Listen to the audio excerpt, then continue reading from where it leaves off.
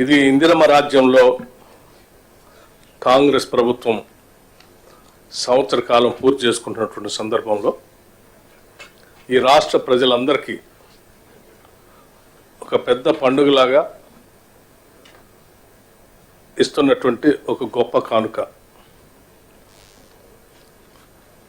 సంబరాలు రాష్ట్ర వ్యాప్తంగా జరుపుకుంటున్నాం. ఈ సంబరాలన్నీ కూడా ప్రజల జీవిత అవసరాలు తీర్చేటువంటి కార్యక్రమాల్లో రేవంత్ రెడ్డి గారి నాయకత్వంలో ఉన్నటువంటి యావత్ మంత్రిమండలి మొత్తం కూడా వారి అవసరాల నిమిత్తం తీసుకున్నటువంటి అనేక ప్రజా సంక్షేమ కార్యక్రమాలు, ఆ సంక్షేమ కార్యక్రమాల్లో ప్రజలు సంతోషంగా చేసుకునేటువంటి సంబరాలు. మా హౌసింగ్ శాఖ మార్చిలో శ్రీనివాసరెడ్డి గారు అట్లాగే శాఖ అధికారులు చెప్పినట్టుగా ప్రతి జీవికి ఒక గూడు అవసరం. అట్లాగే మనుషులకి మరీ ముఖ్యంగా అవసరం. ఇల్లు అనేది లేకుండా ఉన్నటువంటి వాళ్ళు ఉంటే వాళ్ళకి ఎంత బాధనో, అందరూ బాగుండాలని కోరుకునేటువంటి అందరికీ వాళ్ళకి కూడా అంతే బాధ. ఈరోజు మనం చేసేటువంటి ఈ యాప్ ప్రారంభోత్సవ కార్యక్రమం రాష్ట్రంలో ఉన్నటువంటి లక్షలాది మంది ఇల్లు లేనటువంటి పేద ప్రజలకి ఇల్లు శాంక్షన్ చేసే కార్యక్రమాన్ని పెద్ద ఎత్తున లాంఛనంగా ఈరోజు మొదలు పెడుతున్నటువంటి కార్యక్రమం ఇది. ఇది ముఖ్యమంత్రిగా ఉన్నటువంటి రేవంత్ రెడ్డి గారు ఆనాడు రాష్ట్ర కాంగ్రెస్ కమిటీ అధ్యక్షులుగా పెద్ద ఎత్తున అనేక ప్రాంతాల్లో పాదయాత్ర చేసినటువంటి సందర్భంలో కానీ, భారీ బహిరంగ సభలు ఏర్పాటు చేసినప్పుడు కానీ, అట్లాగే నేను సిఎల్పి లీడర్గా ఉన్నప్పుడు పాదయాత్ర ఆదిలాబాద్ నుంచి ఖమ్మం వరకు చేసినప్పుడు కానీ, ప్రజలందరూ వారి గుండె చప్పుల్ని రాష్ట్ర కాంగ్రెస్ నాయకత్వానికి తెలియజెప్పి ఈ రాష్ట్రం తెచ్చుకున్నదే ఆత్మగౌరవంతో బతకటానికి. ఆ ఆత్మగౌరవం అనేది ఒక పరిశుభ్రమైనటువంటి పక్కా ఇంట్లో కుటుంబం యావత్తు ఉండగలిగితే తల ఎత్తుకొని ఆత్మగౌరవంతో బతకడానికి అవకాశం ఉంటుంది. అందుకే ఈ రాష్ట్ర ప్రత్యేక రాష్ట్రం కావాలని కోరినప్పుడు సకల జన సమ్మెలో పెద్ద ఎత్తున పాల్గొని ఈ రాష్ట్ర అవతరణ కోసం ప్రతి ఒక్కళ్ళం మేము పోరాడాం.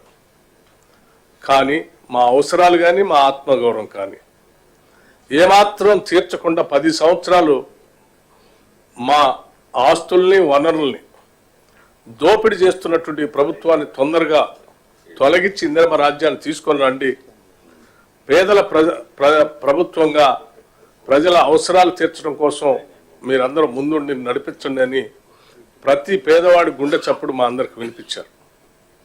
ఇవాళ ప్రజల అవసరాలు వాళ్ళ ఆత్మగౌరవం తీర్చడం కోసమే ప్రజల గుండె చప్పుల్లో వచ్చినటువంటి వాళ్ళ ఆవేదనని అర్థం చేసుకున్నటువంటి ఇందిరమ్మ ప్రభుత్వంగా ఎంత భారమైనప్పటికి కూడా, నిధులు ఎంత భారమైనప్పటికి కూడా ఈరోజు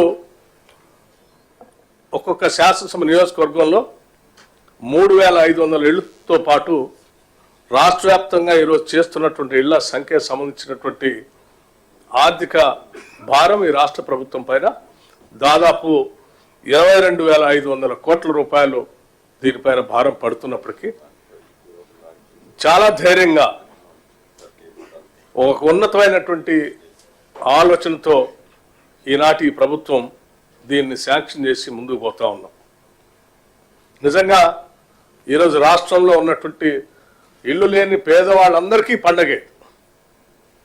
వాళ్ళ పండగతో వాళ్ళందరికీ ఇల్లు కావాలని కోరుకునే వాళ్ళందరికీ కూడా పండగ. ఈరోజు భూమి పూజ చేసే కార్యక్రమం ఓ పండగ, గృహప్రవేశం చేపించేది ఒక పండగ. అటువంటి పండుగలు పెద్ద ఎత్తున రాష్ట్రంలో 4.5 లక్షల కుటుంబాలకి చేసేటువంటి ఈ బృహత్తర మహోన్నతమైనటువంటి ఉన్నతమైన కార్యక్రమం ఈరోజు రాష్ట్ర ప్రభుత్వం చేయటం నిజంగా ఇందిరమ్మ రాజ్యానికి ఒక గొప్ప కార్యక్రమంగా మేము అందరం భావిస్తూ ఉన్నాం. పేదల అవసరాలు తీర్చేటువంటి సొంత ఇంటి కళ పెద్ద ఎత్తున చేస్తూ ముందుకు పోతున్నటువంటి ఈ తరుణంలో రాష్ట్రంలో ఉన్నటువంటి ప్రజలందరినీ గమనించవలసింది ఒకటి విజ్ఞప్తి చేస్తూ ఉన్నాం. దాదాపు 7 లక్షల పైబడి అప్పుల భారం మా మీద వేసినప్పటికీ రైతాంగ సోదరుల కోసం 21,000 కోట్ల రూపాయలు నేరుగా వారి అకౌంట్లో మేము రుణమాఫీ కింద వాళ్ళ 2 లక్షల లోపల ఉన్నటువంటి రైతులు రుణమాఫీ అంతా పూర్తి చేసి, అట్లాగే ఆనాటి ప్రభుత్వం మనందరినీ తాకట్టు పెట్టి 7 లక్షల పైబడి అప్పు చేస్తే ఆ అప్పుల భారాన్ని కట్టడానికి ఇంకొక 64,000 కోట్ల రూపాయలు బ్యాంకులకు అప్పు కడుతూనే మళ్ళీ ఈరోజు 22,500 కోట్ల రూపాయలతో పేదల కోసం ఈరోజు ఈ ఇందిరమ్మ రాజ్య కార్యక్రమాన్ని ముందుకు తీసుకొని పోతా ఉన్నాం. ఇది ఒక్కటే కాదు, దీంతో పాటు మరి 500 రూపాయలకి గ్యాస్ సిలిండర్లు ఇస్తున్నాం. ఇది కూడా పేద మధ్యతరగతి కుటుంబాలకి పెద్ద ఎత్తున ఉపయోగపడేటువంటి కార్యక్రమం. అట్లాగే 200 యూనిట్ లోపల కరెంటు వాడుకునేటువంటి వాళ్ళందరికీ కూడా ఉచితంగా 0 బిల్లు ఇచ్చే కార్యక్రమాలు కూడా మేము పెద్ద ఎత్తున మొదలుపెట్టి మార్చి నెల నుంచి ఉచితంగా ఇస్తా ఉన్నాం. ఇలా చెప్పుకుంటూ పోతే పండిన ధాన్యానికి 500 రూపాయలు బోనస్ ఇచ్చే కార్యక్రమం కానీ ప్రతి కార్యక్రమాన్ని చేసుకుంటూ విపరీతమైన ఆర్థిక భారం పడుతున్నప్పటికి కూడా ఒక ఆర్థిక క్రమశిక్షణతో యావత్ మంత్రిమండలి మొత్తం కూర్చొని ఆలోచన చేసి మనం ఇచ్చిన హామీలని తెచ్చిన సంపదని ప్రజలకు పంచాలనేటువంటి ఆలోచనతో ముందుకు పోతున్నటువంటి ఈ తరుణంలో కొద్దిమంది వ్యక్తులు కావాలని బురద జల్లే కార్యక్రమాన్ని చేపట్టి వాళ్ళలానే ఈ ప్రభుత్వం కూడా ఉంటే ఈ రాష్ట్రంలో ఉన్నటువంటి ప్రజలంతా అదే బాధల్లో ఉండాలని కోరుకుంటూ మేము చేసే కార్యక్రమాలు అడ్డుపడుతున్నటువంటి విషయాన్ని కూడా గమనించవలసిందిగా ఈ సందర్భంగా విజ్ఞప్తి చేస్తా ఉన్నాం. పేద విద్యార్థులు కుటుంబాలకు సంబంధించినటువంటి వాళ్ళు చదువుకునేటువంటి వాళ్ళకి ఇంటిగ్రేటెడ్ రెసిడెన్షియల్ స్కూల్స్తో ఈ సంవత్సరమే 5,000 కోట్ల రూపాయలతో ఈ రాష్ట్ర ముఖ్యమంత్రి గారు మంత్రిమండలి అంతా కూర్చొని ఒక అద్భుతమైన ఇంటర్నేషనల్ స్టాండర్డ్లో ఉండేటువంటి రెసిడెన్షియల్ స్కూల్స్ని శాంక్షన్ చేసి ఈరోజు ముందుకు పోతా ఉన్నాం.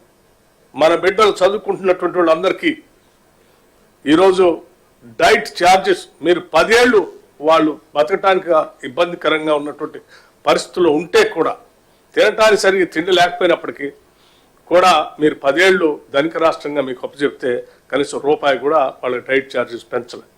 ఈరోజు రాష్ట్ర ప్రభుత్వం 40% ఒకటేసారి డైట్ ఛార్జెస్ పెంచి ముందుకు పోతాం.